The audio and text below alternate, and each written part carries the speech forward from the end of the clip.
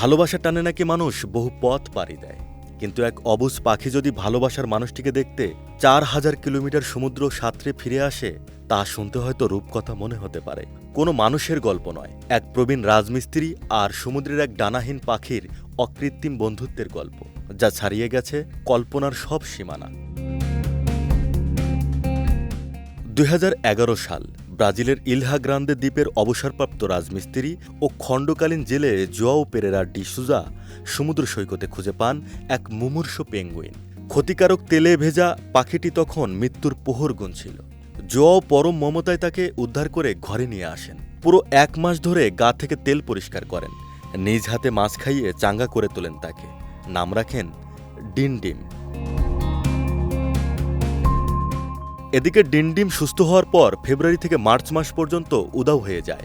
Joao ভেবেছিলেন সমুদ্রের পাখি সমুদ্রে ফিরে যাওয়ার পর আর কখনো হয়তো দেখা হবে না, কিন্তু অলৌকিক ঘটনা ঘটে।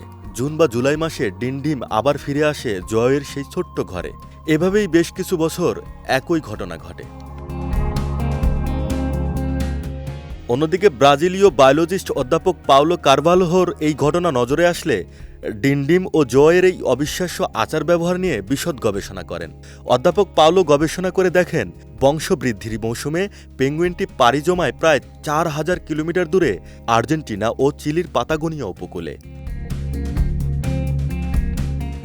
আসা এবং যাওয়া মিলে বছরে প্রায় ৮,০০০ কিলোমিটার সমুদ্রপথ সাঁতরে সে ফিরে আসে কেবল তার এই উদ্ধারকারী জোয়াওয়ের টানে। বছরের ৮টি মাস তারা কাটায় একসঙ্গে সমুদ্রের পানিতে গোসল করে, একসাথে হাঁটে সৈকতে।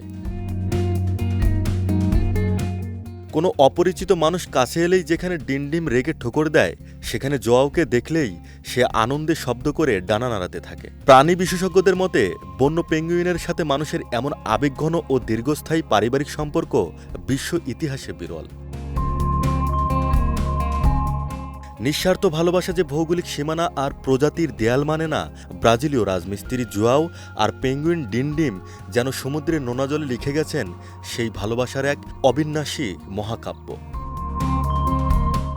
রাশেদ ইসলাম, বিজয় টিভি, নিউজ ডেস্ক।